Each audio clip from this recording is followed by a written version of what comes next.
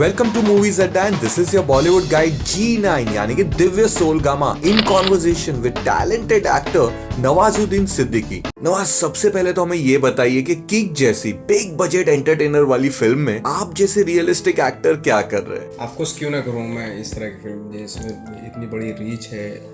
इस तरह की फिल्म बिकॉज ऑफ सलमान के ज़्यादातर मतलब ऑडियंस देखेगी, बहुत लोग देखेंगे, उससे मेरी आने वाली फिल्मों को फ़ायदा होगा। जो मेरी छोटे बजट की जिनका प्रमोशन 0% होता है उनको फ़ायदा होगा एटलीस्ट। किक जो है वो स्पेशल एक्सेप्शनल फिल्म है मेरे लिए, क्योंकि मैं सिर्फ इसी फिल्म में वो कर रहा हूँ। अदरवाइज सारी फिल्मों में सोलो है, सोलो आ रही है सब फिल्में। और ये फिल्म करने के पीछे मेरा कॉन्शियस डिसीजन था इस फिल्म को करने को लेकर। इट इज़ नॉट मी इसलिए क्योंकि वो ज़्यादातर लोगों में पहुँचेगी फिल्म और बहुत बड़ी रीच है सलमान खान की फिल्मों की।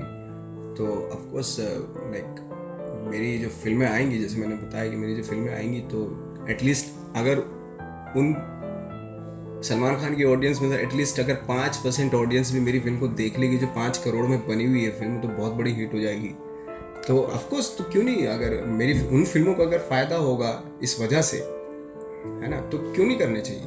नवाज, किक फिल्म में जो आपका किरदार है उसके बारे में हमें कुछ बताइए और कितने कॉन्फिडेंट है आप इस रोल को लेकर? देखो, रोल के बारे में तो मैं अभी पूरी तरीके से बता नहीं सकता क्योंकि डायरेक्टर साहब का थोड़ा सा वो है ना।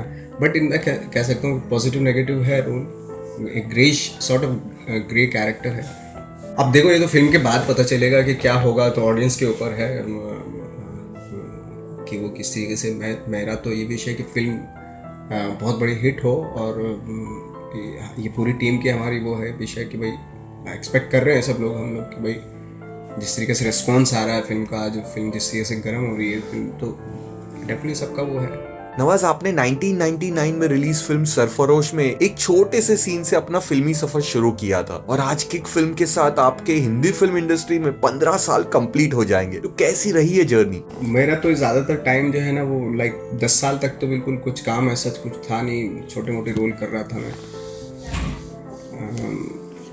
2009 से ठीक ठाक सा काम मिलना शुरू हुआ, तो जो एक एक्सपीरियंस हुआ वो 9-10 साल का, तो उस वक्त के लिए तो वो बहुत ही बुरा एक्सपीरियंस था। But end of the day अब पता चलता है कि नहीं, जो एक्सपीरियंस होता है वो कहीं ना कहीं काम आता है आपके। तो वो एक्सपीरियंस अभी जब मैं कोई रोल करता हूँ उसमें काम आता है। ऑफकोर्स वो एक हार्ड लाइफ जो गुजारी है, तो डेफिनेटली उसमें जो बहुत सारे लोग मिले, बहुत सारे अच्छे लोग मिले, बहुत सारे गलत लोग मिले, बहुत सारे क्या अजीब अजीब तरह के जो लोग मिले, वो डेफिनेटली वो काम आ रहे हैं उनकी। अगर मैं कोई भी कैरेक्टर करता हूँ तो उन्हीं में से करता हूँ, तो काम तो आती है। लाइक जैसे लंच बॉक्स में किया मैंने, वो मेरा एक दोस्त था।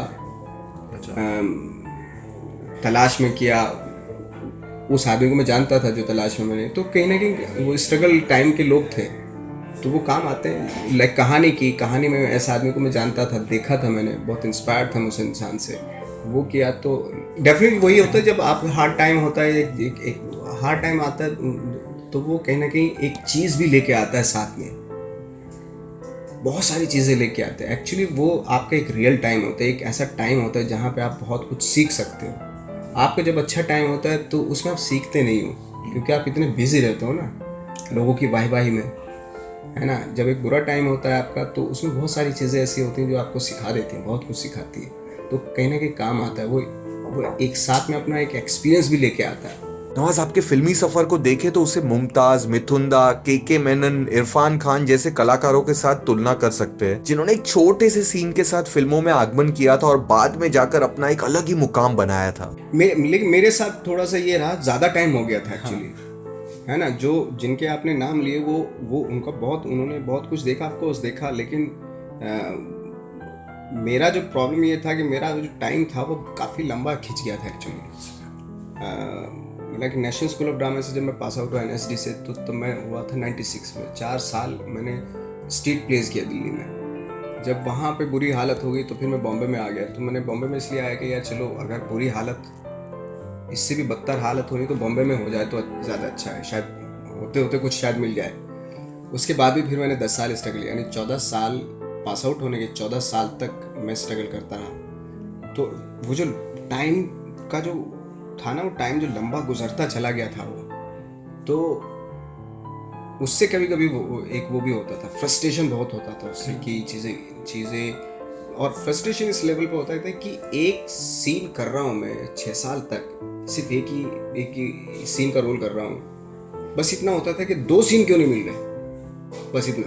मैं सच बताऊं, मुझे नहीं मालूम था कि मेरे अंदर टैलेंट भी है क्या है। मुझे ये कभी इस चीज़ का फ्रस्ट्रेशन नहीं हुआ कि मैं एस्टैब्लिश नहीं हुआ या मैं स्टार नहीं हुआ, मुझे बिल्कुल नहीं ये चीज़ का था। मुझे था बस मुझे काम करना है। Nawaz 10 years of struggle is a long time। और जैसे कि आपने कहा कि 6 साल तक तो आप सिर्फ एक सीन ही कर रहे थे, तो वो क्या बात थी या कि किस बात से आप मोटिवेट होते थे और अपना स्ट्रगल कंटिन्यू करते थे? मेरे साथ ये था ज़्यादातर, ये था कि मेरी जो मदर थी वो मुझे लेटर लिखती थी कि वो बोलती थी कि 12 साल में, कई बार रिपीट करती थी कि 12 साल में कचरे के भी दिन बदलते हैं, मतलब जहाँ पे कचरा पड़ा होता है ना उसका भी दिन बदलता है 12 साल के बाद, वो भी नई जगह जाता है, नई जगह फेंक देते हैं उसको, नई जगह जाता है वो भी।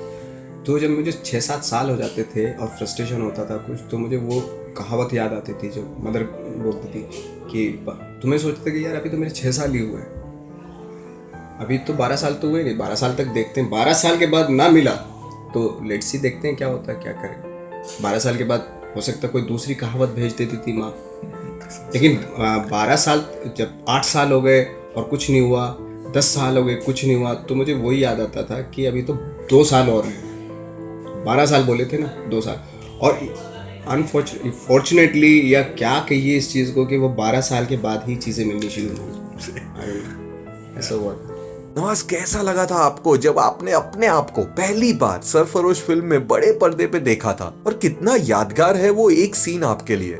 मेरे लिए बहुत, देखो उस वक्त जब मैं काम कर रहा था और मुझे उस काम का मेरे ख्याल से 1000 रुपया मिला था, और उस 1000 रुपये को लेकर मैंने खूब अपने दोस्तों के साथ खूब एंजॉय किया था। तो 3-4 जो स्ट्रगलर दोस्त थे मेरे, जिनके घर पे जाके मैं खाना खाता था, और उस दिन मैंने उनको खाना खिलाया था। तो सरफरोश का वो सीन मेरे लिए, मैं कैसे भूल सकता हूँ उसको, उस सीन को। मुझे जहाँ पे आदमी कई दिनों से भूखा होता है और एक काम की वजह से आपको 1000 रुपये मिल जाता है और उस दिन वो जी भर के जीता है, तो उससे बड़ी खुशी की बात क्या हो सकती है। तो मेरे लिए तो वो बहुत मेमोरेबल वो है, कभी भी वो नहीं होता, उसको रिग्रेट नहीं होता कभी उस काम को लेकर। Nawaz, since you have worked with both Aamir and Salman Khan, कैसा एक्सपीरियंस था इन दोनों सुपरस्टार्स के साथ काम करने में? देखो, आमिर का जो होता है बहुत ही परफेक्शनिस्ट है वो काम करने में, जो भी सीन करते हैं वो बहुत ही सोच समझ के, और उसका बाकायदा प्रॉपर एक रिहर्सल होता है उनका, ये सारी चीज़ होती है। सलमान खान उतना ज़्यादा रिहर्स नहीं करते, वो इस तरह का होता है, ऑन द स्पॉट हाँ चीज़ें होती हैं उनकी, इतना ज़्यादा मतलब वो नहीं होता। दोनों का अपना अपना अलग क्राफ्ट है, दोनों का अपना अपना तरीका है। नवाज, आपकी फेवरेट हिंदी फिल्म कौन सी और किस एक्टर को आप बेहद पसंद करते हैं? फिल्में, मतलब किसी की भी फिल्म? हाँ, मेरी जो फेवरेट फिल्म है वो है एक डॉक्टर की मौत, और जो दूसरी फिल्म है वो स्पर्श और डॉक्टर की मौत, दोनों ये मेरी फेवरेट फिल्म है। और एक फिल्म मासूम, ये 3 फिल्में मुझे बहुत पसंद है। Actress of course Naseeruddin Shah, my favorite. So how do you feel अगर आज की जनरेशन आपको नेक्स्ट नसीरुद्दीन शाह करके भी सी उनको देखो, मैं एज एन एक्टर मैं तो ये चाहूँगा कि मैं नवाजुद्दीन बन जाऊँ, वही बहुत है। नवाज, बचपन में कौन सी फिल्में देखते थे आप? हमारे तो गांव में सिनेमा हॉल था नहीं, 40 किलोमीटर दूर था, और कोई फैमिली में तो कोई देखने नहीं जाता था, मैं देखने जाता था। और ज़्यादातर जो वहाँ फिल्में लगती थी, सी ग्रेड की फिल्में लगती थी, दादा कोडके की फिल्में लगती थी। मेरा सबसे बड़ा हीरो दादा कोडके था। देखिए आपने उनकी फिल्म, जैसे उनकी फिल्मों का नाम तेरा जॉन मेरी मार होती थी, तेरे मेरे बीच, तो वो फिल्म, या बिंदिया बंदूक, जोगिंदर की जो फिल्में होती थी, महेंद्र संधू, एजेंट विनोद, इनकी फिल्म, वो उन फिल्मों को देख के मैं बड़ा हुआ एक्चुअली, वो वही फिल्में होती थी। So that's how I guess miss lovely में आपका कैरेक्टर एकदम, हाँ, इसलिए मैं बहुत अच्छे से रिलेट करता था उसको कैरेक्टर।